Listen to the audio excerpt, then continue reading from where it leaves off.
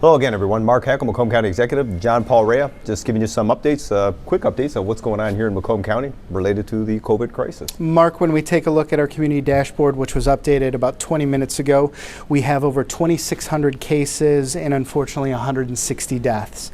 Statewide, when that information is posted at 3 o'clock every single day, yesterday afternoon they reported 20,346 cases, 959 deaths, and again, that mass concentration here in Southeast Michigan. Numbers still rising exponentially in both the city of Detroit and also in Oakland County too. So we're seeing that community spread, and we're really trying to ramp up operations to ensure that stay home, stay safe order continues. Two things, you just mentioned something. I just got to make sure the listeners, the viewers out there understand this. When you talk about the numbers, sometimes people get confused as how these numbers come in.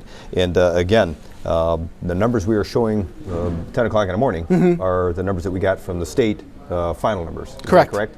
And then what we end up getting is state updates something at 3 p.m.?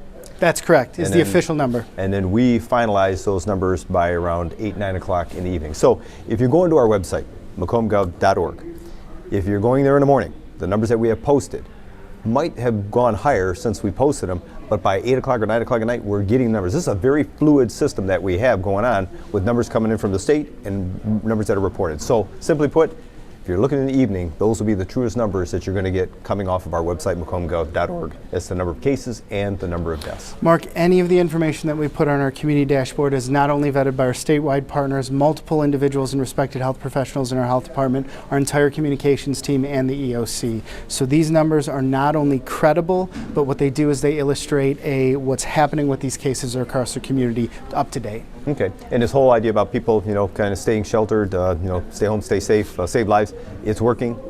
We're looking at the actual peak now here in Macomb County, probably a day or two out. So we're starting to realize, even though unfortunately there's still going to be a number of cases and number of deaths related to the COVID, we're going to start to see that it's going to be at its peak and starting to taper off as far as the numbers, because of the work that people have done by getting involved and being responsible, I guess, if you will, and adding to the solution here. Yeah, Mark, right here at home, again, we're starting to see that plateau at the top of the curve, specifically in Macomb County. While there's still going to be hot spots that are going to discuss on the national media, whether it's New York, whether it's Louisiana, whether it's California, but what we're seeing here in Southeast Michigan with the city of Detroit having their spike, seeing some of those numbers rise. I think here in the county, through our Emergency Operations Center, through our healthcare systems, through the work of our health department, we've got a good handle on this. We feel as if we're continuing to resource up and ensuring that we get the public the most credible information at the right time. And importantly, less need for bed spaces for our hospital systems here. We got Ascension, you've got McLaren, and we got Henry Ford here in Macomb County, who all do a great job. And again, hats off and to the healthcare workers who are the true heroes here. But the reality is they're not really now seeing this need because of the surge for additional bed space, whether it's shipping them out to the TCF facility they're talking about or even in Novi. We were trying to find if there was a location here to help them with that possible need for additional beds. They're now telling us they're going to be able to work within their own systems to alleviate the problem, or even within their own hospitals to alleviate the problem, because I guess we go back to it. The folks here in Macomb County, Southeast Michigan, have been paying attention. They've been part of the solution, and that's really helped out with the healthcare facilities here in Southeast Michigan, in particular Macomb County. The system's been able to scale up. We've been able to work as a coordinated team, whether it's the calls that we have on a regular basis with the healthcare systems, whether it's working with the first responders on the police and fire side, really understanding how we're not only be able to respond to what's happening at the local community level, but ensure those necessary resources are there, from everything from PPE to other types of food security that's happening with regards to those community development programs. Food delivery programs happening over at Mount Clemens Community Schools today at the high school too, still working the MISD and all our partners, and also still doing the coordinated efforts at our food bank, where we even were able to get some support from some uniformed Marines that came by the other day too. So everyone's coming together, everyone's working, and right now the system's responding. And again, that's the work is still going to continue. Don't think we're out of the woods because we're climbing or we're at that peak now and it's starting to taper off. The experts are telling us the extension of the stay-home order could be very beneficial and helpful. We don't want to see it all of a sudden a secondary peak. Everybody goes back to work. I get it, people are frustrated. These non-essentials want to get back to work, and the economy, absolutely incredible what's happening with the economy, not only nationally but here locally. We see that the number of unemployment claims that are, I guess nationally, over 16 million nationally. Yeah. And here in the state, almost 800,000 unemployment claims. All-time record highs on so many different fronts with regards to unemployment claims, Mark. We're working with our workforce development agencies and our planning and economic Economic Development Department. Those numbers are obviously skyrocketing. Once we get back to those stay home, stay safe orders, we're going to get an idea what those essential businesses. Again, going to macombgov.org, getting that information directly from the state, understanding what of those businesses are essential moving forward is going to clarify a lot of that and ensure that those essential businesses can continue to operate and get those critical services out to the public. So it's important people to still comply with what's going on with the stay home order because we don't want to see a secondary peak. We don't need another spike. It is going to have an impact. But as well, talking about those numbers, as well as the problems we're seeing earlier today, Sheriff Wickersham and I had a conversation about the jail, and we come to realize, you know what, it would probably be irresponsible.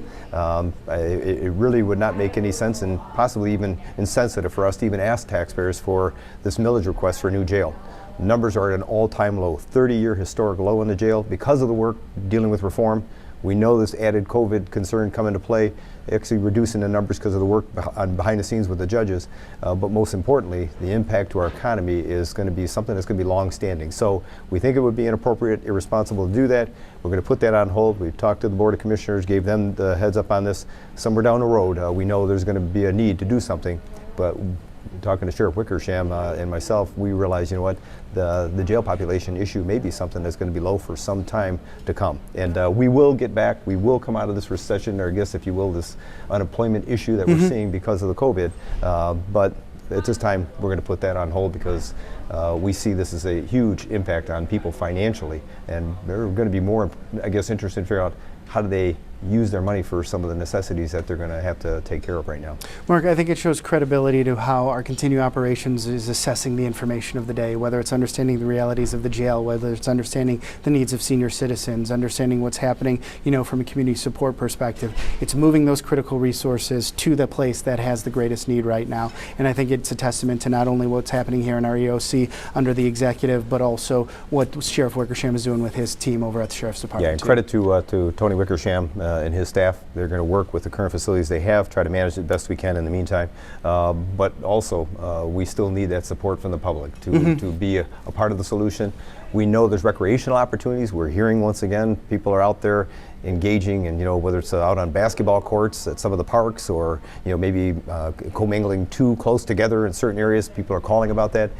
So we've took steps to do something with our trails, the linear parks as they would call it, to try to put up some signage and get people to realize, you know what, be part of the solution, pay attention to some of the efforts that we're talking about. In fact, we have one of those signs here, just to kind of give people insight. These will be out and about, starting with the Orchard Trail parks, going to the Freedom Trail, and you know, trying to get people to realize, you know what, you need to be part of the solution. Heed the advice that we have, you know, here on the sign. I think most people are paying attention to it, you know, to begin with. But then, you know, it's incredible when you stop and think about some of the things that I have heard and I have seen. And one of those is those surgical gloves. People wearing them and then all of a sudden taking them off and throwing them on a trail or even in the parking lots. We're hearing that that's a problem, and that surprises me. I mean, that just doesn't, I don't know how anybody can do something like that. Mark, it goes back to a lot of conversation we've been having the past couple of weeks of personal responsibility. Whether it's, you know, making sure that we have that social distancing as we're using those recreational opportunities, or if you're wearing gloves and a mask and you're taking off when you're coming out of the grocery store, look for a garbage bin, be mindful of those that are around you, and understand that just those extra little steps are going to ensure that this virus spreads a little less. Yeah, so continue to be part of the solution. We appreciate it. This was a quick update on some of the things happening here in Macomb County. Stay tuned. Continue to get your updates and your information, macombgov.org, and in the meantime, stay safe. Thanks for the time.